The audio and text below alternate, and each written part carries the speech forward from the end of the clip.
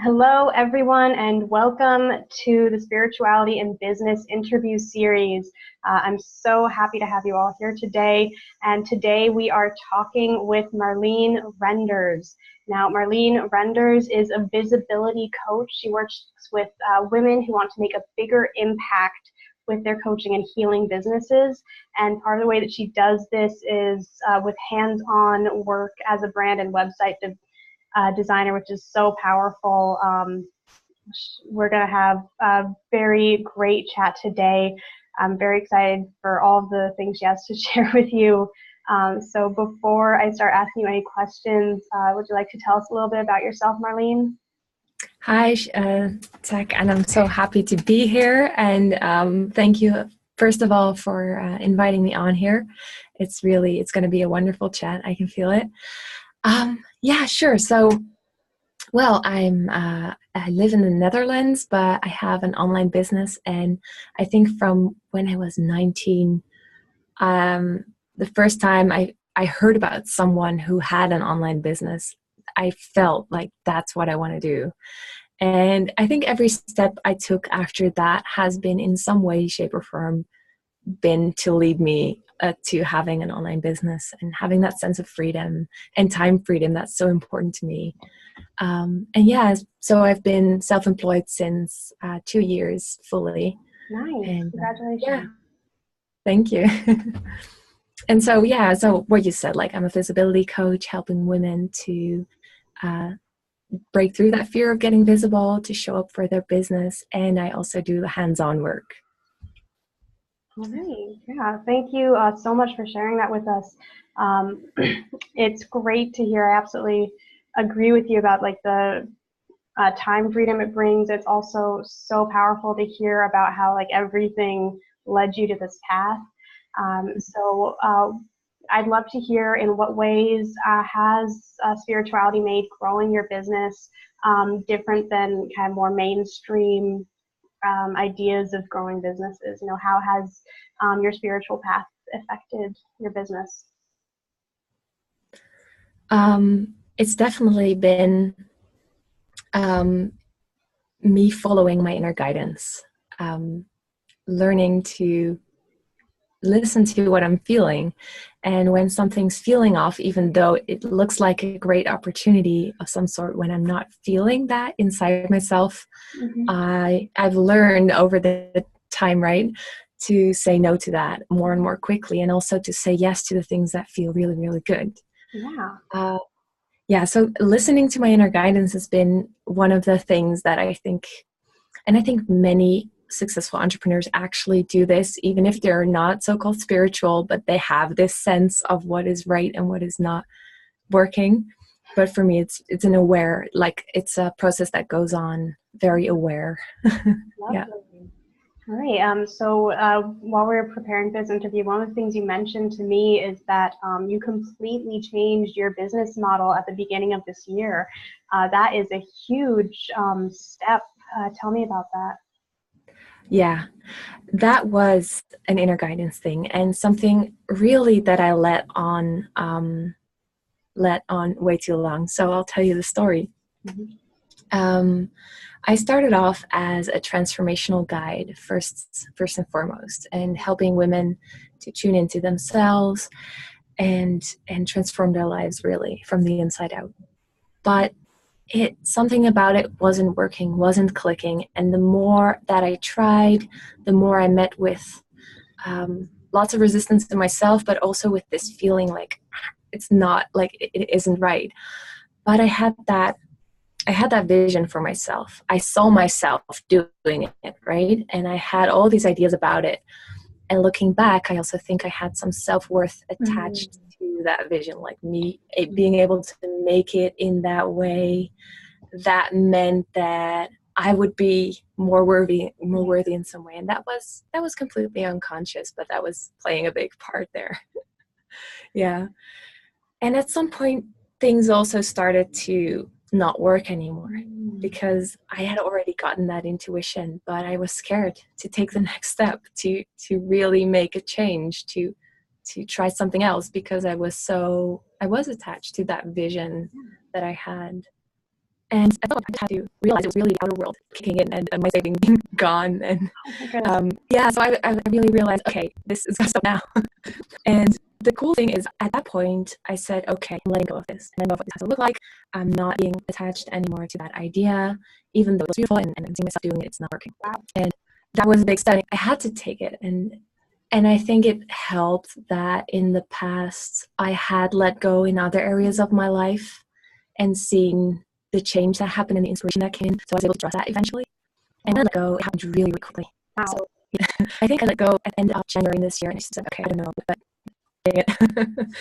And very quickly, I got these ideas out general at first. General ideas of what I wanted to be a service. I wanted to be creative, helping people to live their best life. And that gradually, well, actually not gradually. I was, I guess, those ideas came in first. And then on my birthday, 16th of January this year, February, sorry. I was at my birthday party, so it's about 2 weeks later. Yeah. And around midnight, this idea dropped in. And fully formed idea of what I was going to do for a coming time just came in. And that was about helping online entrepreneurs with building their business and scaling it to the next level. And then 1 week later, I had my first customer. And from there, she ended up extending. So I had 2 months of work. Okay. And that just went on rolling. Yeah, that's amazing. Thank you so much for sharing that with us. That's such a powerful story. It's amazing how quickly things can start falling into place. So looking back at it now, what's one thing that you would have done differently? Yeah, looking back at that now, I would definitely have let go sooner. Like getting that internal guidance of it's not right. I would listen to that sooner. Yeah. Absolutely. Obviously, you talked about how fear came through, and you kind of had to push through that. And of course, you mentioned being in this place where your savings were dwindling. I'm sure it didn't have your fear. So how did you kind of push through the fear of showing up? Yeah. I think that came a little bit later in terms of this. It's interesting that in this case there was a lot of it, but it was more about letting go of that dream. Yeah. And then it was about showing up, even though it wasn't there.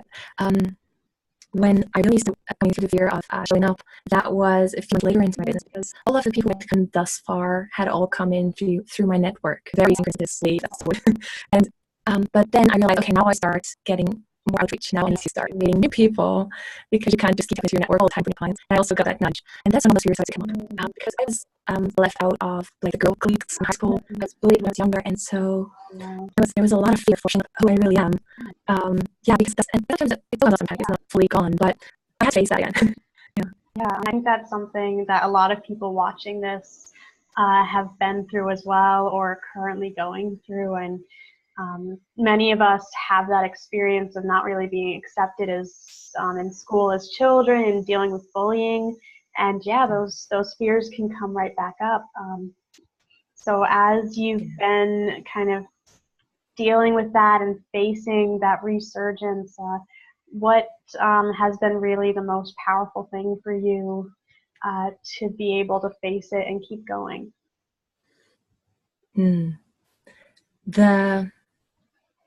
I want to say two things, but I think the most powerful thing was to get my worthiness, my like being self-validated. So knowing that I am worthy, no matter what anyone thinks of me, no matter if a post gets 0 hearts or replies or 100 hearts or replies, I feel the same way about myself now. Wow.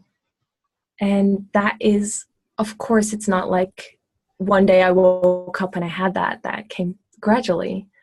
And it started really coming when I started feeling those feelings of fear, of sadness, of grief, a bit of shame, depression, like those feelings that we often want to run away hard from, and that I did for a long time.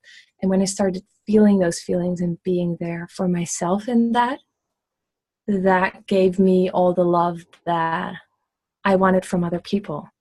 So then I wasn't looking for that outside of myself anymore. Oh, that's beautiful. Thank you so much for sharing that. That's so amazing. And you mentioned that you wanted to share 2 things. What was the other thing? Well, I think these are the 2 things, like the self-worth and how that happened through really being there for myself, feeling my feelings. Yeah, that's really powerful and a really valuable thing. Thank you so much for sharing that with me. Your journey has been really amazing. Wow. Thank you. Of course. All right. Oh, and I want to add something like Yeah. I love that you said like many people will recognize this, Yeah, they because will.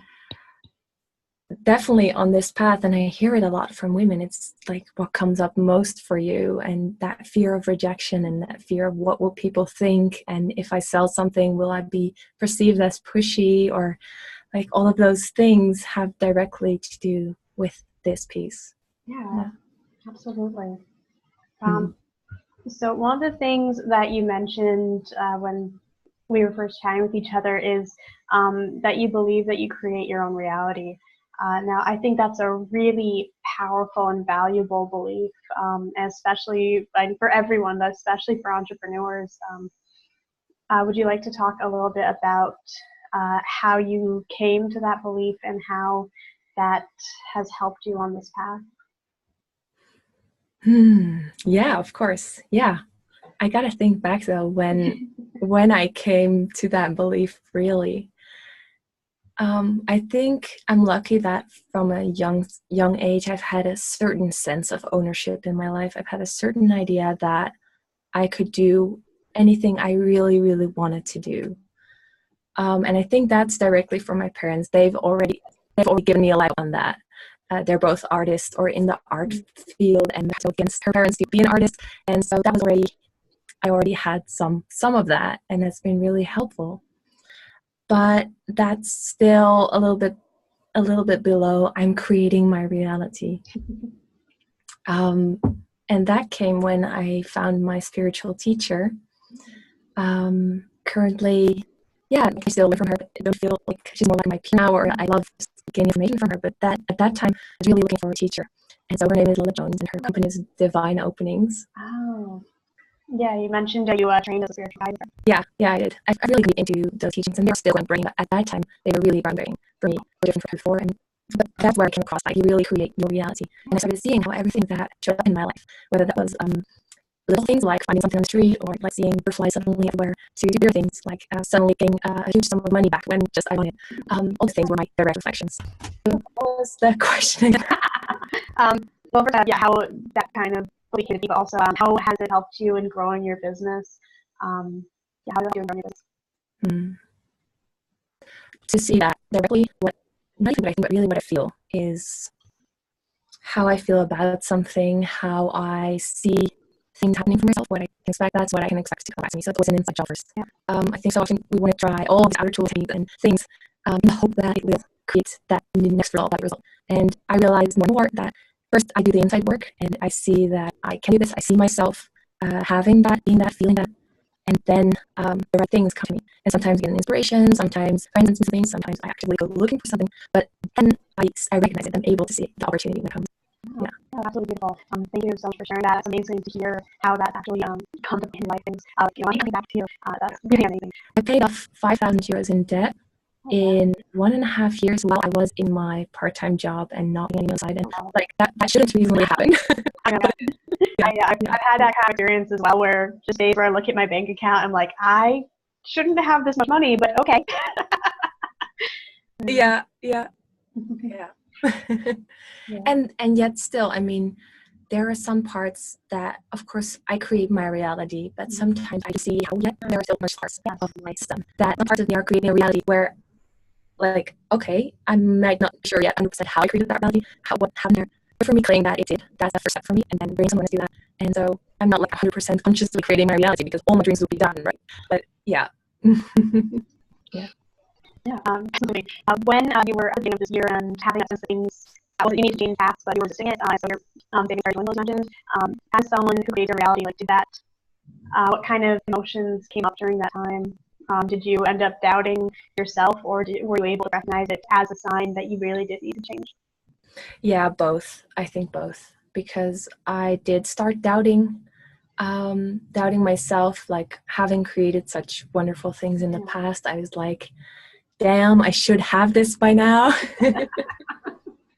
And so some shame around that, and also, yeah, so just some inner judgment. And I think it's so normal. Like, we all get that. It is, yeah. Yeah. Yeah, and thank you so much for sharing that. It is completely normal. And it's something that I've seen come up a lot in these cases, when people, they get in a really good groove of creating their reality, getting amazing results, and then something goes wrong, and that can be confusing, can be frustrating. I've seen people who, there's so much judgment, like, oh, I'm doing it wrong, and it's really powerful to hear someone who has been through that and faced that and how they were able to move through it. So thank you so much for sharing that.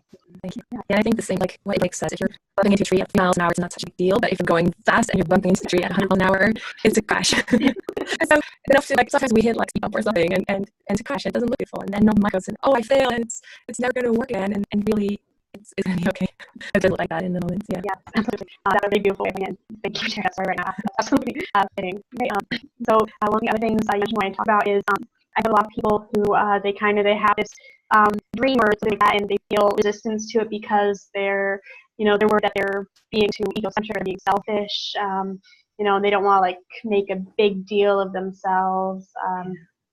What would you say to those people? I think first of all, like, welcome to the human race. I think it's not a good thing per se, but it is what is in our society. Like from a young age, many cultures have this idea of don't stand up to your soul, don't bring attention to yourself. And so, it's such a normal thing. And still, in the spiritual world, we also have an extra set of beliefs. Like our ego is bad, some people think, or we don't want to live from our ego too much because it won't, like, it's not a good thing. And to that, two things. First of all, like, if you're being of service, if you're bringing your heart's work into the world and doing that from a place of bringing value, then it's not like bringing attention to that work, bringing attention to yourself and what you do, amazing things you do, that it's possible for these people that you serve. That is a service to the world. And it's actually going beyond your ego to do that, because your ego will go like with all these thoughts, like keeping you small. And so bringing that work out into the world is actually not a selfish thing to do. It's the least selfish thing you could do, even though for some people might think it's selfish. It's you bringing your heart's work into the world, and there's nothing more unselfish than that. So I feel pretty strongly about that. Yeah. Wow. Yeah. It's a really beautiful way of putting it. But then when we're at the point of starting a business, of course, if it's a business, it has to make money. And so how can, of course, a lot of spiritual paths teach things like money is the root of all evil and all of that.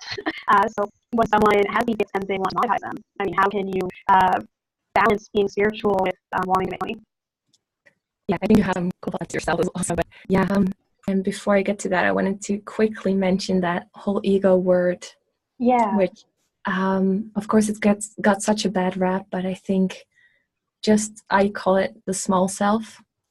And it's really that part of us that's often fear-based, but still we need our brain, we need our mind to operate, to help us do stuff. So the more that judgment can go off the ego and see it as a part of us in its right place, that's such a much more nice way to look at it. And it looks much better. Yeah, but and moving on to the money, it's an interesting idea, right? I think it comes from like Buddhism and people thinking that anything spiritual cannot be associated with money, because then you would get all this greed involved and everything like that. But if we put all of those ideas aside for a minute and just look at what it is, money is just energy moving between people. And so money is what you get in response for the value that you give. And being able to receive money as well as give value, that's actually what's going to help you move that flow and also bring more value to the world. So if you don't receive any money for the value that you give, at some point that's got to stop, because it's A, is not in balance, and B, you're going to be broke and you're going to have to get a full-time job again, and you won't have as much time to devote to sharing that value. So one, it's really necessary, and two, it's just an exchange of value. It's nothing more than that. And only when we start getting into greed and just taking it all for ourselves and giving doing scams, such stuff like that, that's where it starts to get icky. And still, I mean, none of us would feel good doing that anyway. I think we can trust our inner guidance, especially being spiritual. We are more prone to do great things with the money that we receive than, say, a person who's in the makeup industry or a hedge fund manager or whatever. And even those people do great things with their money. But yeah. Yeah, absolutely. So in your own business and life and all that, have you had to struggle with, have you ever come across falling into the kind of, I don't know if trap is the right word, but kind of falling into the place of coming from greed rather than from being of value? And if you have, like, how have you navigated, basically, how have you navigated, like,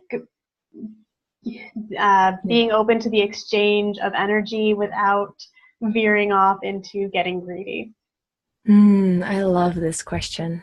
I love it. And yes, I certainly have. And it's more of like an unconscious thing that started to happen, where I was less focused on bringing value and more focused on the money goal I'd set. And immediately for me, that's when the well starts drying up. That's when I see less people coming in because people don't respond to that feeling. Even if I'm saying the exact same thing, my energy behind it is like of taking and not of giving. So people will see that, feel that, and not respond to that. So pretty quickly I will see that doesn't work. Did you want to say something to that, or? I've seen the same thing as well.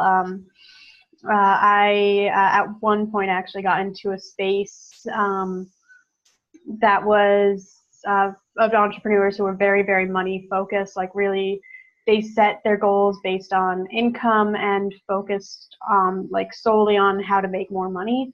And they weren't bad people. They weren't scam artists. They were offering value, but I found that for myself, it wasn't in integrity with me. Like, I recently had someone else put it really beautifully. Like, I personally am not particularly motivated by money.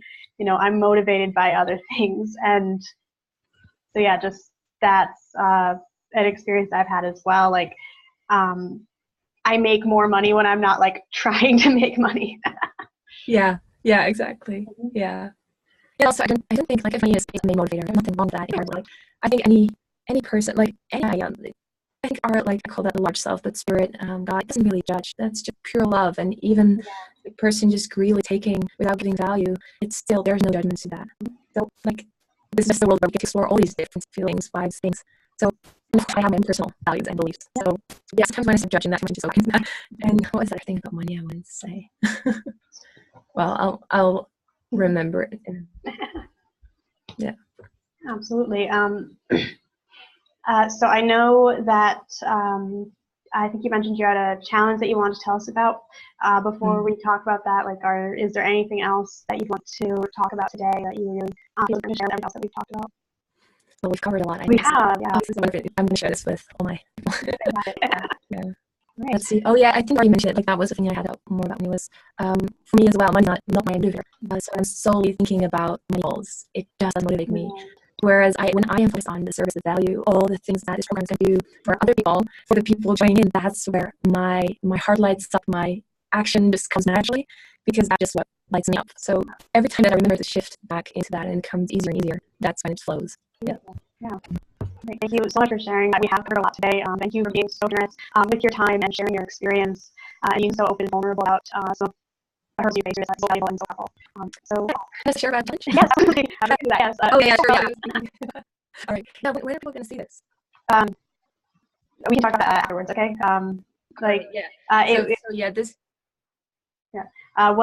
When does the challenge start? Yeah, the challenge starts next week. So next week on Monday. And I have a website. So, okay, let's first tell you what the challenge is about. So this challenge is a 5-day challenge on getting visible. So overcoming that fear of visibility for yourself and getting more comfortable with selling, so showing up. So basically something I mentioned earlier that I with myself is going to have a small teaching every day and action to take every day so you can move into, so people can be more visible, and also in a way that generates sales so that essentially starts moving along. And yeah, so this is in my Facebook community. I have a sign up page on my website, and the Facebook community is your post, and like if you share about, for example, what your message is, then you can share that inside the Facebook community. So it's a safe way to start getting visible before going out into the larger world with that message. Beautiful.